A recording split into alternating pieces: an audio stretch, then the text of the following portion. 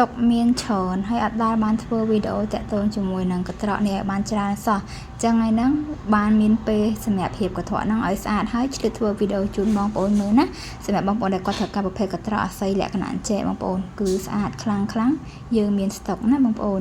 ហើយនេះគឺវីដេអូ detail តាក់ទងជាមួយនឹងកត្រកអាស័យអញ្ចឹងកត្រកអាស័យហ្នឹងពេលបងប្អូនទិញទៅគឺតែងតែមានកត្រកហ្នឹងគម្របហើយនឹង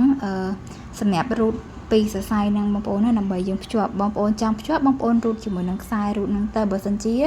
បងប្អូនអត់ចង់ភ្ជាប់ទេបងប្អូនមិនបាច់ប្រើអាខ្សែរូតហ្នឹងក៏បានដែរបងប្អូនណាដកគម្របចេញក៏បានដែរប៉ុន្តែពេលបងប្អូនទិញគឺយើងដាក់គម្របទៅឲ្យមួយឈុតហ្នឹងគឺទៅអូតូតែម្ដងណាបងប្អូនអញ្ចឹងនេះគឺជារបៀបដែលយើងហូតខ្សែខ្ញុំគិតថាបងប្អូនប្រហែលជាដឹងទាំងអស់គ្នាតើតើជាមួយនឹងការប្រើខ្សែហ្នឹងអញ្ចឹងខ្ញុំគ្រាន់តែបង្ហាញត្រួសអញ្ចឹងសម្រាប់កត្រកនេះយើងមានពណ៌មួយទៀតដែរຂະຫນាតប៉ុនគ្នាទំហំប៉ុនគ្នាយើងមាន2ពណ៌ណាបងប្អូនពណ៌រាងបៃតងហើយពណ៌មួយទៀតពណ៌រាងរៀងថ្នោតណាបងប្អូនពណ៌ដូចយើងដាក់បង្ហាញនៅក្នុងរូបអញ្ចឹងណាបងប្អូនហើយសម្រាប់កត្រកនេះវិញຂະຫນាតវារៀងធំជាងពីរនឹងតិចបងប្អូនណាហើយកម្ពស់វាក៏ខ្ពស់ជាងបន្តិចសម្រាប់បងប្អូនដែលគាត់ចង់បានកត្រករៀងធំជាងហ្នឹងនេះបងប្អូនយកអានេះ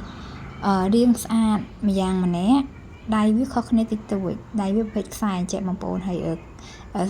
ខ្សែសម្រាប់តាក់ខាងក្នុងវាគឺបែបនេះហ៎បងប្អូនពេលដែលបងប្អូនទិញទៅគឺយើងមានជាកត្រកជូនបងប្អូនគម្របហើយនឹងអាខ្សែពីរសម្រាប់ហូតភ្ជាប់គម្របទៅនឹងកត្រកដែរបងប្អូនអញ្ចឹងបងប្អូនដែលត្រូវការប្រភេទកត្រកនេះយើងមាន stock មានស្រាប់នៅហាងបងប្អូនមកមើលដល់ហាងយើងក៏បានឆាតទិញតាម page ក៏បានដែរណា